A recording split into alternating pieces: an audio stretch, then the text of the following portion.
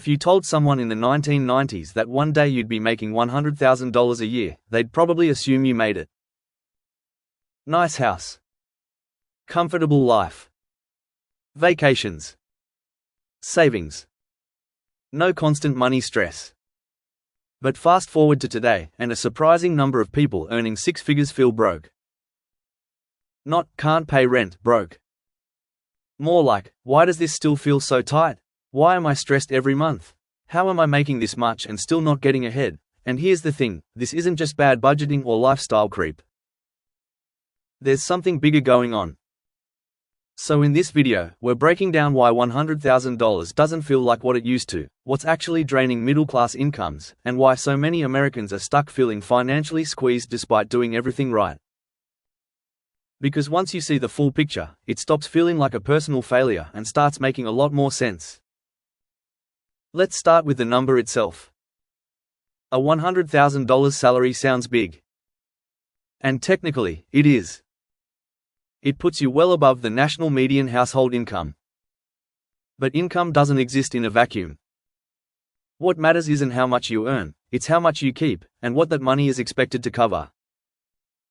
Today, $100,000 is carrying way more weight than it used to.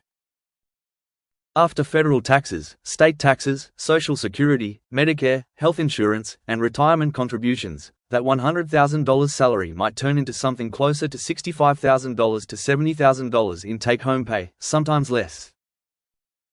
That's your real number. That's the money actually hitting your bank account.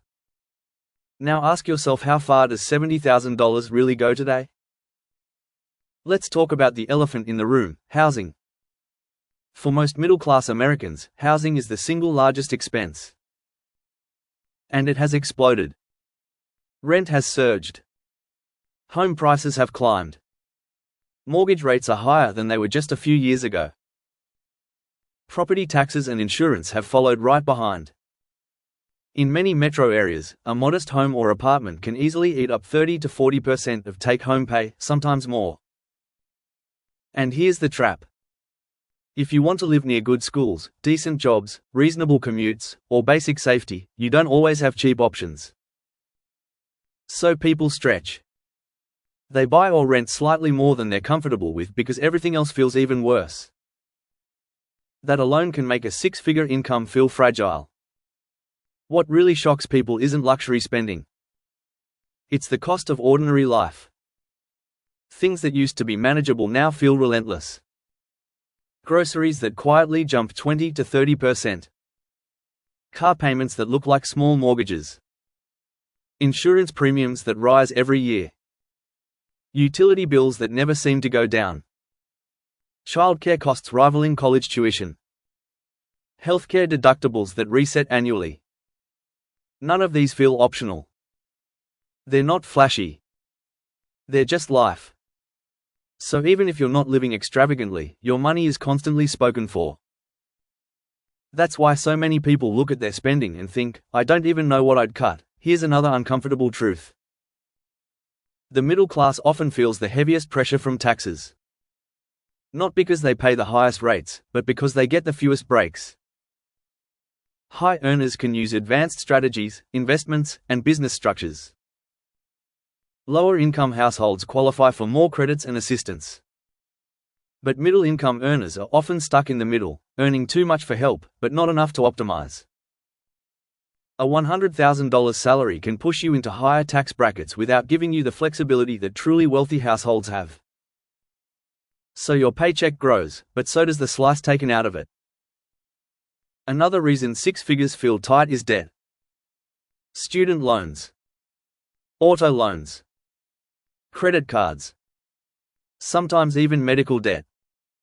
For many Americans, debt isn't about reckless spending. It's about trying to keep up with the cost of education, transportation, and emergencies. And debt payments don't care how much you make. They show up every month, guaranteed. So even if your income looks strong on paper, your cash flow might feel suffocating. You've probably heard this advice before. If you make more money, just don't increase your lifestyle. Sounds simple, but it ignores reality. As income rises, expectations rise too. Not because people get greedy, but because life changes. You move to safer neighborhoods. You buy more reliable cars. You spend more on health, kids, convenience, and time-saving tools. That's not decadence. That's stability. The problem isn't lifestyle creep. The problem is that the cost of a reasonable, stable life has outpaced income growth. There's also an emotional cost to making $100,000. At that level, you're expected to save for retirement, own a home, pay off debt, help your kids, travel occasionally, handle emergencies, and prepare for the future, all at once. And if you're struggling, it feels like you're failing, because from the outside, it looks like you should be fine. That disconnect creates stress, guilt, and quiet anxiety. People stop talking about money because they're embarrassed, even though millions are in the same position. Inflation doesn't just raise prices. It compresses choices. When everything costs more, flexibility disappears. You stop feeling ahead. You stop feeling safe. You start reacting instead of planning. Even small unexpected expenses feel disruptive because there's no margin left. That's the real reason so many middle-class earners feel broke. Not because they're actually poor, but because they're financially tight in a system that demands constant spending. Previous generations often had cheaper housing relative to income, employer pensions, lower healthcare costs, lower education costs, and stronger wage growth. Today's middle class is expected to self-fund everything: retirement, healthcare, education, while facing higher baseline costs. So comparing yourself to the past isn't fair. The rules changed. One of the hardest parts of earning $100,000 and feeling broke is the mental toll. You feel like you should be grateful, so you don't complain. You feel like you should be secure, so you don't ask for help. You feel like you should have it figured out, so you blame yourself. That isolation is powerful and unnecessary. Because this isn't about intelligence, discipline, or effort. It's about math. Extreme frugality rarely fixes this. Neither does chasing side hustles until burnout. What helps is clarity. Understanding where your money actually goes, which expenses are structural versus optional, how taxes and benefits interact, and how to build margin, even small amounts. Progress doesn't come from guilt. It comes from alignment. Instead of asking, "Why am I bad with money?" a better question is, "Why does a solid income feel insufficient in today's economy?" Once you see that clearly, the shame lifts and smarter decisions become possible. If you're earning around $100,000 and still feel financially stressed, you're not alone, and you're not imagining things. The middle class today is carrying more risk, more responsibility, and more cost than ever before. Feeling broke doesn't mean you failed. It means the system changed, and no one gave you a new map. Thanks for watching.